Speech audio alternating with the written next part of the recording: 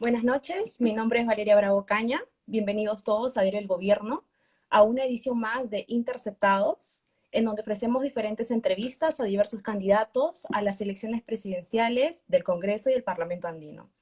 Reitero mi bienvenida para los que recién se están uniendo y del mismo modo les comento que todos los domingos tenemos la sección de Versus, en donde veremos diferentes debates con diferentes candidatos que confrontarán ideas, a la cual están completamente invitados. El día de hoy tenemos con nosotros a Olga Johnson. Ella es candidata por el partido Avanza País con el número 19. Ella es madre, es abogada por la Universidad San Martín, es empresaria en el rubro industrial desde hace ya 20 años, tiene maestría en Derecho Civil, diplomado en Finanzas en la Cámara de Comercio de Lima, es especialista en Derecho Corporativo en ESAN y especialista en saneamiento físico y legal. En la presente entrevista vamos a hacerle diferentes preguntas a la candidata, vamos a conocerla un poco más personalmente, sus propuestas, y les invito a todos desde ya a dejar sus preguntas a la candidata en la cajita de comentarios que está en la parte inferior de esta transmisión. Vamos a invitar a la candidata una vez más.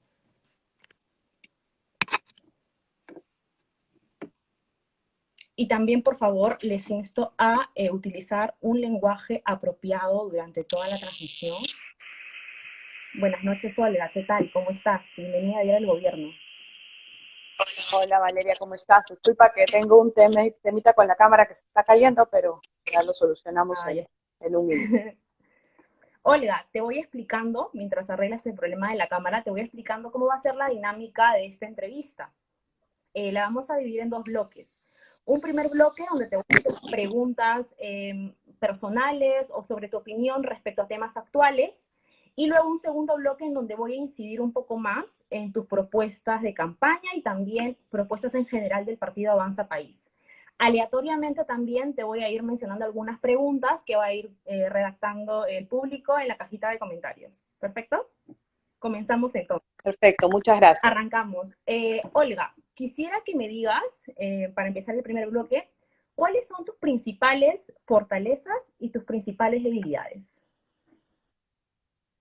Bueno, fortalezas en este momento como candidata al Congreso, la experiencia en el sector de micro y pequeña empresa, experiencia en el área de saneamiento físico-legal, que unen a la expectativa y al proyecto del programa de Avanza País.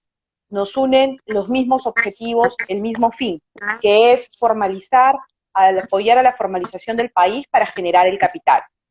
Debilidades, bueno, es mi primera vez en campañas políticas, mi primera vez en campaña política como postulante al Congreso, y es una debilidad de todas maneras porque hay muchos candidatos que tienen algún tipo de experiencia, pero la verdad es que en este momento el peruano necesita gente nueva, gente, caras limpias, gente que no tenga ningún tipo de antecedente, que realmente haya trabajado en la cancha y no de toda su vida tal vez en el sector público, porque se deviene en la misma ola del mismo sentido de trabajo, gente que desde afuera pueda ver cuál ha sido el error de la gestión pública.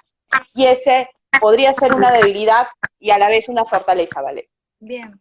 Al hilo de lo que me estás comentando y en un contexto en donde hay gran deslegitimación hacia las instituciones públicas, ¿qué fue aquello que te motivó a incursionar en política y por qué con el partido de Hernando de Soto? Bueno, principalmente fueron mis hijos y mi familia, porque estaba muy triste de ver cómo le voy a dejar este país a mis hijos. Mis hijos tienen 5 y 8 años, son pequeños, y cada vez se ve más corrupción, cada vez que uno prende la televisión, escucha una noticia peor que la otra, y bueno, lo acabamos de ver en estos días, lamentablemente. Y segundo, es porque, como lo comentaba anteriormente Valeria, los ideales que yo tengo son el fortalecimiento del micro pequeño empresario. Yo he vivido en la práctica muchas trabas, muchas barreras burocráticas para poder sacar un negocio hacia adelante, para poder llegar a un comercio, a poder exportar a un país centroamericano, para llegar a obtener una marca país, porque eso es lo que tiene en la micro pequeña empresa. Y eso hay que valorarlo y hay que dar el ejemplo para que nuevas empresas y nuevos negocios también puedan tener lo mismo. Y me llevó a conocer a Hernando de Soto también el tema de la formalización de la propiedad, porque al ser especialista en saneamiento físico legal, y él al tener su propuesta principal sobre la formalización de la propiedad y también la formalización de las empresas, para generar el capital, unimos los conocimientos y me di cuenta pues que era el partido idóneo, y Hernando es una persona excelente, proba, limpia, un economista realmente de lujo que merece que el país vote por él, porque él es el único que tiene las soluciones en este momento y el único que puede concertar con todas las sangres, con todos los ideales, porque este momento es de concertación para llegar a un fin que es el beneficio del país. Bien.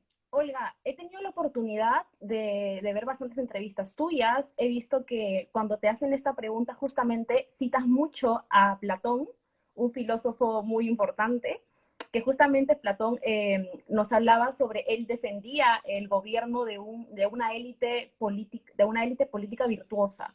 Esto me recuerda mucho a lo que está pasando actualmente con el caso de las vacunas, el caso Vacunagate, como lo ha denominado la prensa, en donde solamente una élite política que dista mucho de ser virtuosa, se ha vacunado, ha accedido a las dosis de Sinopharm a espaldas de la población desde hace ya bastante tiempo. Quisiera saber cuál es tu opinión al respecto y qué postura toma el partido Avanza País sobre este caso. Bueno, Avanza País, Hernando de Soto lo ha dicho hoy día en varios medios, esta semana está saliendo muchos medios televisivos, y para nosotros es un acto deplorable que funcionarios públicos aprovechen de su condición de funcionarios para hacer uso de un bien de salud pública que son las vacunas.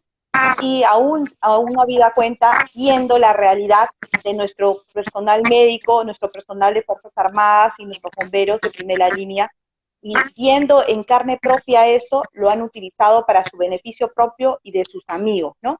Y como tú lo dices y siempre lo repito, ¿no? Lo peor de no participar en política es tener estos pésimos gobernantes. Entonces algunos se tienen que comprar el lío.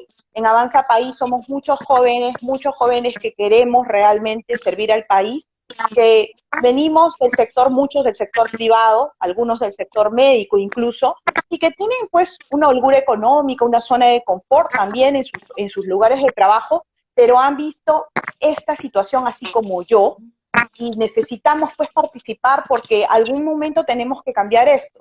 Esto no va a cambiar en 5 años, pero va a empezar el cambio y las renovaciones, porque recién el votante va a aprender a saber votar, va a aprender con diversas normas, por ejemplo, que plantea Avanza País, como los distritos electorales, etcétera. Entonces va a poder fiscalizar a sus gobernantes, a sus congresistas en este caso, y va a ser importante para que esto renueve y cambie, y dejemos ese otorongo no come torongo, que lo acabamos de ver pues con el tema del Arcón también hace, creo que un día o 2 días, ¿no? Sigue lo mismo, ¿no? Olga, justamente con lo que me estás comentando, de que la gente quiere ver rostros frescos, rostros nuevos, cuando entró Vizcarra a la presidencia, tuvo bastante apoyo por parte de la población, justamente porque veían en él un cambio y ahora encuentran en él una decepción, por el caso justamente del que te hablaba hace un momento, el caso Vacunagate. Si tú, Olga, hubieses estado en el Parlamento cuando se debatió la vacancia de Martín Vizcarra, ¿cuál hubiese sido tu voto? ¿A favor o en contra de esa vacancia?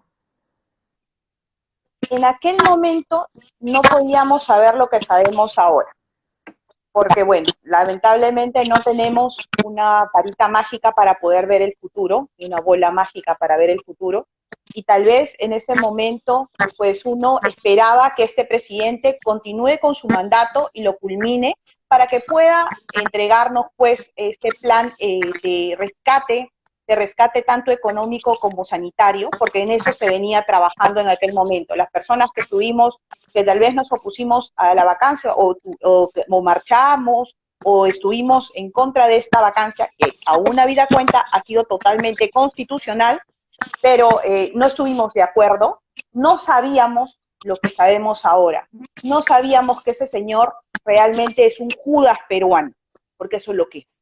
Lo ha dicho mi presidente Hernando de Soto y yo me reafirmo en ello, porque eso es lo que es. Es lamentable y que lo juzgue la justicia y que lo juzgue la justicia divina también. Entiendo. Entonces me queda más clara tu postura. Entonces tú hubieses votado en ese momento en contra de la vacancia por una cuestión de oportunismo, de oportunidad, perdón, de oportunidad. De oportunidad. Perfecto.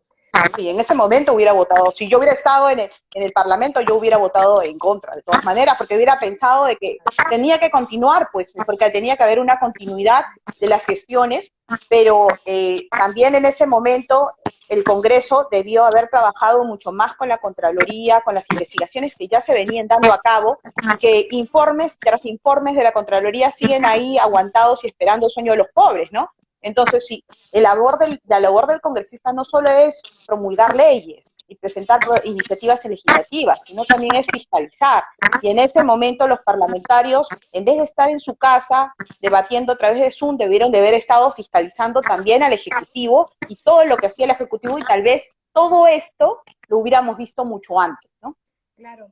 Y ya pasando justamente, uniendo el segundo bloque de tus propuestas y al hilo de lo que me estás comentando, ¿qué medidas llevarías tú a cabo de llegar al Congreso para poder enfrentar la corrupción, que es justamente uno de los temas que más preocupa, por no decir el que más, a la población?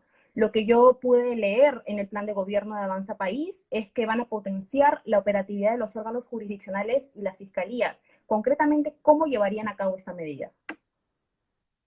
Bueno, en cuanto al plan de gobierno y el plan estratégico de Avanza País y de Hernando de Soto, pues efectivamente es el fortalecimiento de los 36 distritos judiciales, tanto en fiscalías como en juzgados. Hay que incorporar definitivamente a una nueva plana de jueces y fiscales. Hay que hacer una evaluación de meritocracia de todas maneras, nuevamente, porque también la corrupción está muy ligada al ámbito jurisdiccional. En este tema viene trabajando y continúa trabajando la doctora Julia Príncipe con nosotros en la plancha de la gobernabilidad, ya no como postulante al Congreso, pero sí en políticas anticorrupción. Ella continúa trabajando en ello.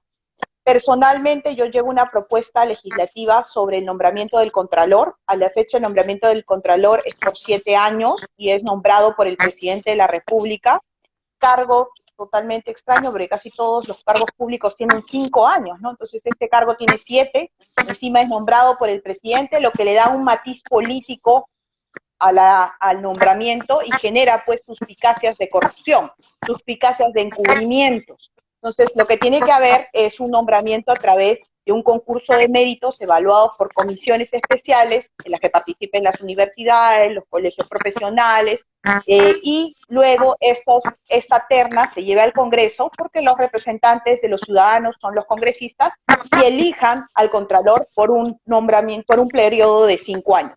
Esto le quitaría a la institución ese matiz político que siempre nos deja ese sinsabor de que no puede siempre realizar su labor fiscalizadora, ¿no?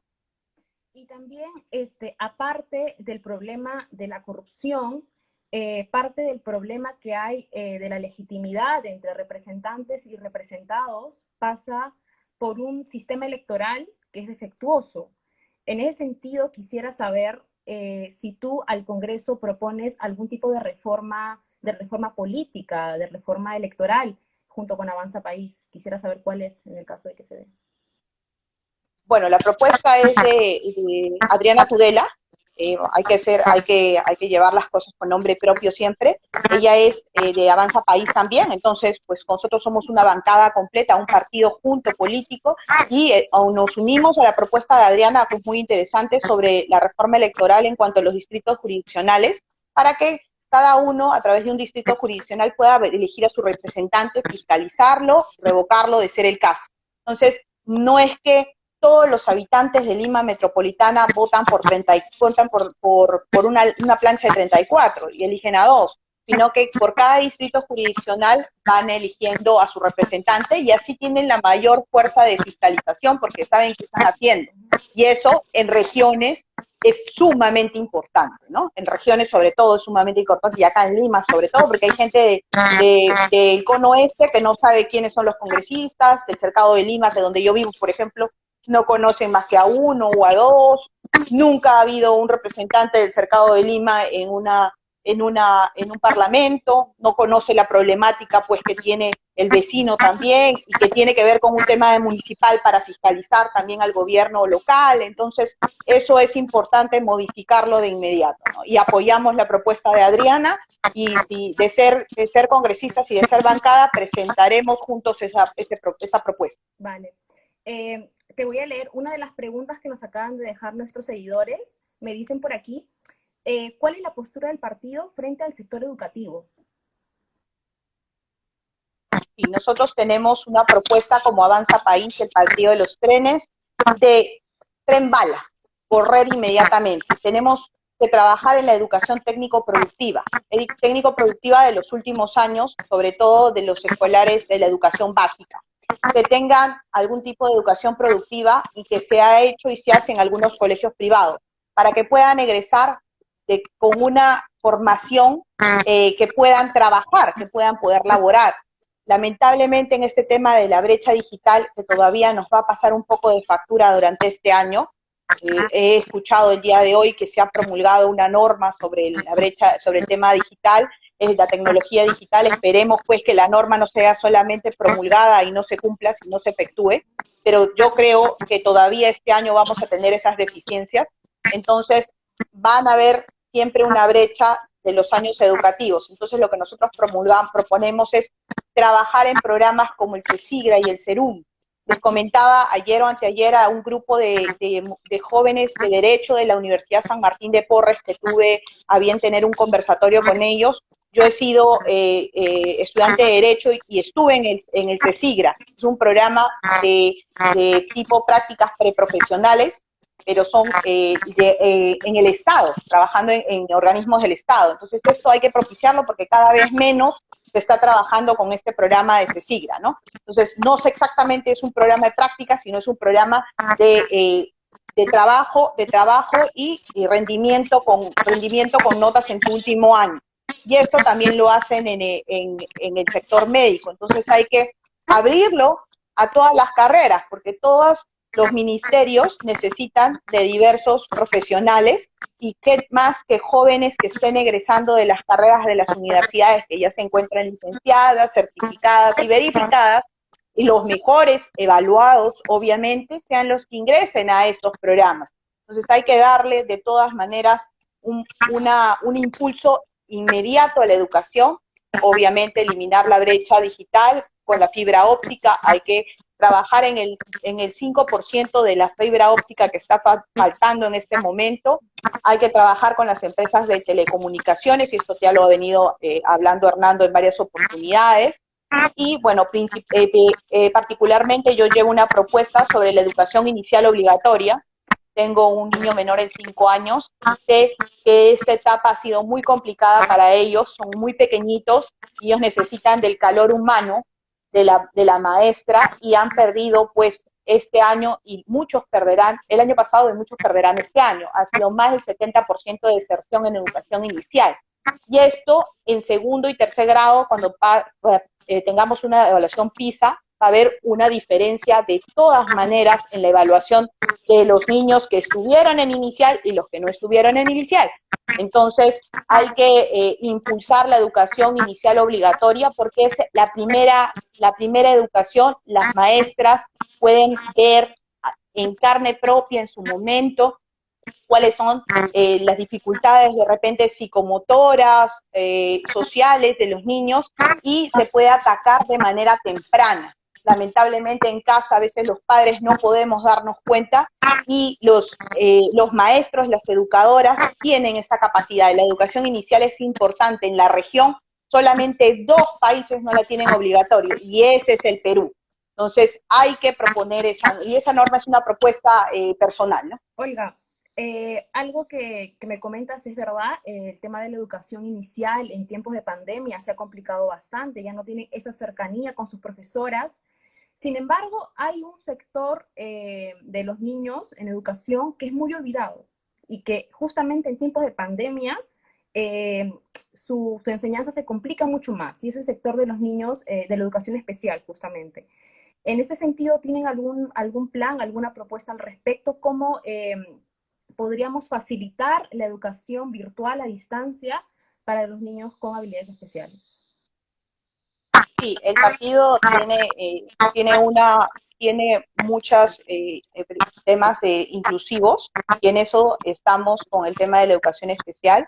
De todas maneras, se tiene que trabajar en ello. Los maestros han venido trabajando durante este año y sí lo han hecho en muchos colegios especiales, pero lamentablemente pues hay una dificultad porque necesitan pues la presencia del maestro, pero en ese soporte tiene que estar la familia.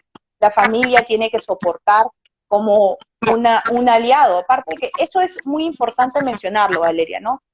Nuestra generación tal vez responsabilizó mucho al colegio de la educación de los niños y los padres responsabilizamos la educación de los niños al colegio, cuando el colegio no es el responsable, es el coadyuvante, el responsable es el padre o la madre, el tutor del menor. Entonces, es el padre, el colegio, el niño, pero no es que siempre fue el colegio. Entonces, nos malacostumbramos en eso y esta educación virtual ha retornado a las prácticas antiguas en las que la mamá enseñaba el papepipopú, a leer, escribir, a pintar, que ya nos habíamos olvidado muchas madres tal vez de hacerlo porque responsabilizábamos al colegio.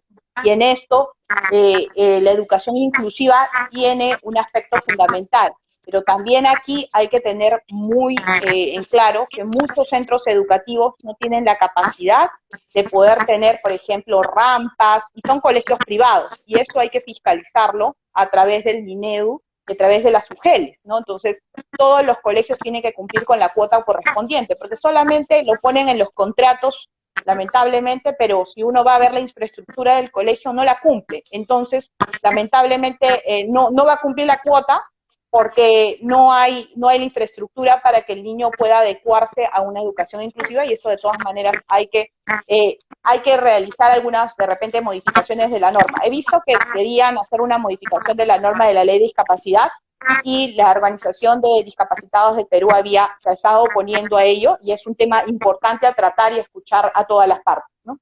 Completamente de acuerdo, es un tema que muchas veces se olvida, pero hay que prestar atención al respecto. Pasando ya al ámbito de la salud, en el programa de plan de gobierno de Avanza País se estipula que se va a incrementar el presupuesto del sector salud. Pero para incrementar el presupuesto de un sector, como contraparte, hay que disminuir el presupuesto en otro sector. En este sentido, ¿cuál sería aquel sector perjudicado? ¿A cuál le disminuirían? No, hay que precisar que Hernando de Soto tiene un plan de gobierno en economía muy interesante porque él propone reactivar la economía con una inversión de 37 mil millones de dólares inmediatamente, que tienen que ver con 12 veces el plan de reactivación económica, y que solamente sale de destrabar proyectos que actualmente se encuentran trabados, proyectos en minería, en microempresas, en informalidad, y esto se puede hacer en los próximos 6 meses de trabajo y lo que incrementaría el 2% del PBI anual. Y esto lo tiene trabajado y se lo ha propuesto al presidente Sagasti en las últimas conferencias de prensa, porque es un plan de choque económico inmediato, para trabajarlo desde ya y no esperar al 28 de julio, porque esto ya está conversado incluso con los gremios que tienen pues estas licencias sociales, estos problemas sociales que han generado que haya mucha inversión parada, ¿no? Entonces esto ya está listo para accionar y no habría que quitarle el presupuesto de un lado para ponerlo al otro porque simplemente estaría incrementándose el valor al erario público, sin tocar tus ahorros y sin endeudarnos y sin expropiar a nadie, que es lo más importante. Un tema, Olga, muy famoso de Hernando de Soto, una de sus mejores propuestas o la más sonada se podría decir que es el tema de la formalización. Y creo que tú tienes experiencia al respecto por lo que he leído en tu hoja de vida. En ese sentido, ¿cómo simplificarían los trámites de habilitación urbana y licencia de edificación? Nosotros planteamos desde las posesiones informales, ¿no? Vamos desde lo principal, lo principal que es las posesiones informales. La 31056 a la fecha está abriendo una puerta al tráfico de terrenos, hay que modificar esa norma de todas maneras, hay que incrementar a la fecha, según el programa de Hernando de Soto y el nuestro también, las brigadas para levantamiento de catastro urbano. Tenemos en COFOPRI pocas brigadas, y por ello no se puede levantar el catastro y no se puede realizar la formalización. En cuanto a la ley de norma de edificaciones y ley de habilitaciones urbanas, es un trabajo para revisar porque hay muchas viviendas que ya se encuentran construidas muchos años y no se les puede pedir en este momento realizar una habilitación urbana, hay que realizar una regularización de esas normas para simplificarlas. Lamentablemente las municipalidades lo han tornado sumamente burocrático, con expedientes técnicos que ni siquiera tienen la capacidad de evaluar porque no tienen el área técnica correspondiente. Entonces, lo que estamos proponiendo es una simplificación administrativa inmediata para realizar una formalización rápida y que se hizo en los años 90 y que lo que haría sería revertir el valor de 85.000 millones de dólares en viviendas informales al capital propio para que esto pueda ser certificado y tú puedas ponerlo en una entidad financiera, ya sea nacional o internacional, porque tendrá una certificación que Hernando de Soto conoce cómo hacerlo. Y eso es el real misterio de capital, que se quedó en la mitad en la época de Fujimori, y faltaba la segunda parte, que era el shock más fuerte, que es el capital del dinero en efectivo contante y sonante. Olga, mencionaste el tema del tráfico de terrenos, y eso también pasa por una cuestión de inseguridad que es terrible, tanto en Lima como en el resto del país. ¿Cuáles son las principales propuestas que planteas en materia de seguridad de llegar al Congreso? En el tráfico de terrenos hay que precisar un punto, ¿no? La norma ya está, la 31056, su reglamento también, y para evitar el tráfico de terrenos ellos les han consignado de que debería constituirse una carga registral para que no puedas, para que cuando se transfiera se sepa que hay una carga registral. Comentaba con las personas que conocen derecho que una carga registral no impide una transferencia. Entonces, por ese modo no podríamos evitar el tráfico de terrenos. Entonces tendríamos que modificarlo tal vez con un gravamen, que tampoco implicaría una imposibilidad de poder transferir un tercero, pero por lo menos cuenta con un gravamen. Ahí hay que modificar en el tema registral. Segundo, en el tema de seguridad nosotros llevamos al general Miyashiro y al general Williams, dos combatientes, uno contra el MRTA y el otro contra Sendero Luminoso, héroes realmente de la patria, que conocen el tema de seguridad. En seguridad, Hernando también le está proponiendo apoyo a Francisco Sagasti en cuanto al control de fronteras. En este momento es lo más caliente y lo más picante. El control de fronteras tenemos el tema de Madre de Dios y tenemos la frontera del norte, que nos están colapsando. ¿Con qué? Rápidamente con la Dirección de Refugiados de las Naciones Unidas. El hermano de Hernando de Soto, el Álvaro de Soto, ha trabajado en estas comisiones en las Naciones Unidas y cuenta con la información, cuenta con las personas para que puedan venir y puedan bloquear las fronteras para que simplemente se puedan ingresar las personas que sean realmente refugiados y el resto no puedan ingresar, porque el tema, en este momento nos encontramos en una emergencia sanitaria, en una guerra realmente, y no podemos permitir el ingreso de malos extranjeros a nuestro país. Y todo ello con el apoyo internacional de las Naciones Unidas. Se lo ha propuesto también Hernando. Le dice, señor Sagasti, levante el teléfono, inmediatamente cumplimos con el plan. Y no esperamos que esto se esté colapsando, porque ya Madre de Dios ahorita está colapsando, ¿no? Tienen 5 días los haitianos sin poder ingresar por la frontera. 5 días. Hay niños, hay gente que se está muriendo, hay gente que no tiene nada que comer. 5 días. Entonces, eso es inmediato, es un trabajo que tiene que correr. Pero bueno, esperemos que el gobierno inmediatamente tome cartas en el asunto, ¿no? Exactamente. Te voy a leer una de las preguntas que nos dejan aquí nuestros seguidores. Dice, ¿se considera Avanza País un partido libertario? Y bueno, somos libertarios en el tema social.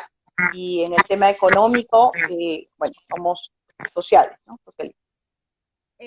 Se me es inevitable preguntarte, Olga, sobre un tema que siempre está en debate y aunque pueda parecer muy cliché, creo que la gente siempre quiere saber qué postura toman sus candidatos respecto de esta cuestión para saber si decantarse por ellos o no, y es sobre el tema del aborto y la eutanasia.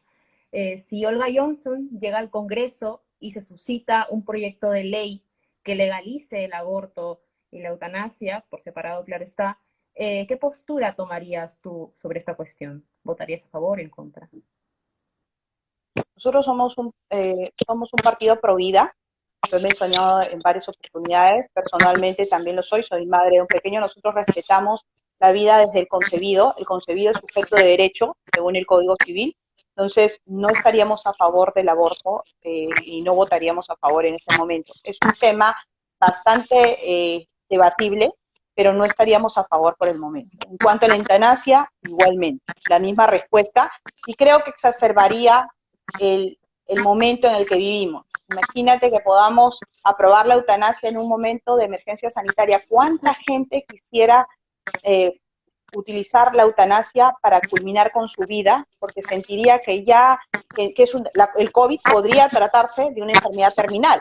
El COVID podría llamarse una enfermedad terminal. En este momento, ese debate debemos de sacarlo realmente de contexto porque nos generaría un problema social mucho más grande, ¿no? Entonces, no es un tema prioritario, hay que trabajar en economía, hay que trabajar en salud, hay que trabajar en educación y seguridad. Y luego de ello venimos a los temas accesorios que no digo que no sean importantes, pero sí en este momento hay que darle prioridad a otros puntos porque estamos en guerra. Entiendo tu postura, pero ¿no sería un poco contradictorio en relación a la pregunta anterior que acabas de responder, diciendo que Avanza País, en efecto, es un partido, bueno, liberal, libertario, como nos preguntaban nuestros seguidores, al sostener también que no permitirías la eutanasia en el caso de que una persona quisiese, terminar su vida, ¿no se atentaría contra su libertad de decidir terminar su vida en ese sentido? No hay una contradicción. Sí, claro, pero el libertario vida, libertad y propiedad, tres derechos principales. Y el derecho a la vida es el primordial. El derecho a la vida es el primordial. Entonces, en ese aspecto vamos protegiendo primero la vida y aparte que sabemos que es un tema en este momento que generaría un problema social realmente. Entonces, por el momento creo que no estamos preparados como país para un debate de ese tipo. Creo que todavía nos faltan unos 10 años más para el debate. Ok. Me preguntan también por aquí, ¿cuál es tu postura respecto de la comunidad, sobre los derechos de la comunidad LGTBIQ+? Estamos a favor de la unión patrimonial, muy importante, que puedan suceder sus derechos, que puedan contratar, que tengan la unión patrimonial civil, ¿no? Uh-huh. Y bueno, ya al margen de los temas que ya hemos tratado, las preguntas que te he hecho, ¿qué otras propuestas tú llevas, que planteas desarrollar de llegar al Congreso? Tus principales propuestas. Bueno, como principales propuestas vamos a trabajar con las MIPES, necesitamos reactivarlas, son el 95% del ingreso de la economía peruana. En este momento estamos bastante golpeados, con préstamos reactiva, con préstamos que no llegan, entonces principalmente estamos esperando la llegada de un aplazamiento sobre el reactiva y si no se hace en este congreso se tendrá que hacer en el siguiente de todas maneras, pero hacia lo macro lo importante es trabajar las normas laborales. Hay 130 normas laborales que confunden al empresario y también al trabajador. Hay que unificarlas en una sola ley general de trabajo. Segundo, el tema de la tributación, distintos regímenes tributarios que también lo que han generado es más informalidad. Hay que trabajar en el régimen MIPE tributario que ha tenido éxito, con algunas modificaciones para poderle dar respiro al micro y pequeño empresario durante por lo menos 2 o 3 años, sin hablar de exoneraciones, pero sí de respiro, para desahogar un poco este sector que está muy golpeado. Tercero, el apoyo a las exportaciones. Solamente el 4% del valor exportable lo forman parte de las MIPE. cuando las MIPES tienen el 95% de la economía peruana. Entonces, tendría que ser el número al revés. Lo que hay que fortalecer es el apoyo a la exportación, y ahí tendríamos que trabajar una actividad de fiscalización en cuanto a las OSEX, las oficinas de comercio exterior, que en esta fecha se encuentran cerradas. No hay contacto entre el comprador extranjero y el emprendedor peruano. Nosotros podemos venderle al extranjero. Yo lo he hecho con una pequeña empresa. Se puede trabajar con el comprador extranjero, pero si no hay el vínculo, el contacto de la oficina de comercio exterior, pues esta forma de venta va a ser nula. Tenemos que trabajar en el tema de programas como el Plan de Apoyo a la Internacionalización, que es muy bueno, y Marca País, que ya existen, pero si no hay fomento, ni publicidad, ni información al respecto sobre estos programas, los micro pequeños empresarios no se presentan. También hay que abreviarlos, hay que simplificarlos, porque tienen también demasiados trámites burocráticos para poder obtener una marca país. Entonces, o también poder obtener este plan de apoyo a la internacionalización, y ahí trabajar la simplificación administrativa para poder capacitar, para poder darle al emprendedor la capacidad de poder exportar con las herramientas que tiene el Estado. Las compras públicas, la 28015 dice que el Estado tiene que comprar el 40% a las MIPES. Esto no se da a la fecha. ¿Por qué? Porque las bases cambian y cambian y cambian. Entonces, ahí hay que trabajar una actividad fiscalizadora. MIPES urgente. Segundo, formalización. Formalización de la propiedad, porque te va a generar el capital, igual que las MIPES. Capital que tú necesitas para poder tener tu negocio. Hay que modificar la 31056, como ya lo dije.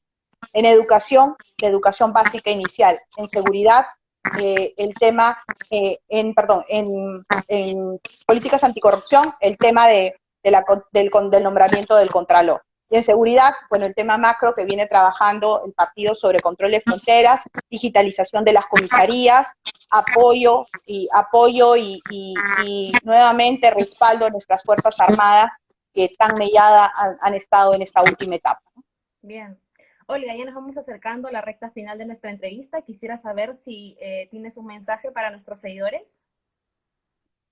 Sí, bueno, decirles a todos los jóvenes que ven Instagram, que es una red un poco más para jóvenes, que esta vez votemos informado, que leamos las hojas de vida. Nosotros los jóvenes somos más acuciosos, buscamos, revisamos, entonces podemos revisar las hojas de vida de los candidatos en la página del Jurado Nacional de Elecciones, solo cliqueando el nombre del candidato, podemos ver de dónde viene. No porque haya trabajado en el sector público 10, 15, 20 años, es un buen candidato, porque al contrario, al haber estado en la misma masa y en el mismo contexto, lamentablemente no se ha podido dar cuenta de dónde proviene el error. Hernando de Soto es un especialista en economía, es un especialista reconocido a nivel mundial. Él tiene a la gente, tiene el equipo y tiene el equipo internacional de soporte que nos va a rescatar económicamente y también en la crisis sanitaria. Es el único que tiene las soluciones y el único que puede concertar con todo este pleito de las derechas y de las izquierdas y de todos estos lados, que finalmente lo único que perjudican es al ciudadano. Estamos cansados de ello. Este 11 de abril te pido que marques con conciencia por los 3 trenes bala de Hernando de Soto. Olga Johnson, una ciudadana, mujer, madre, empresaria y abogada que conoce qué es lo que pasa en la cancha realmente, y que sabe cuál es tu problema, cuál es tu problemática como pequeño emprendedor, y que supimos salir adelante como familia, porque somos una familia de emprendedores. Y poco a poco hemos visto todas las trabas que vienen aquí para poderlas subsanar, porque el que la vive sabe cómo cambiar, sabe cuál es la mejora. Entonces, este 11 de abril te invito a marcar por los 3 trenes y el número 19 de Olga Johnson al Congreso por Lima. Muchísimas gracias, Olga, por haber formado parte de esa entrevista. Gracias por haber estado en nuestro espacio. Invito a todos nuestros seguidores a seguir viéndonos en las siguientes entrevistas que tendremos a lo largo de la semana, lunes, miércoles y viernes, diferentes candidatos a las elecciones presidenciales, congresales del Parlamento Andino también, y los domingos a Versus el Gobierno, donde tendremos debates entre diferentes candidatos que confrontarán sus ideas. Muchísimas gracias por habernos visto el día de hoy. Muchas gracias, Olga. Nos vemos en la siguiente entrevista. Gracias, Valeria. No se olviden de seguirnos en nuestras redes sociales. Está bien, adiós. Gracias, Dios te bendiga. Igual. Gracias.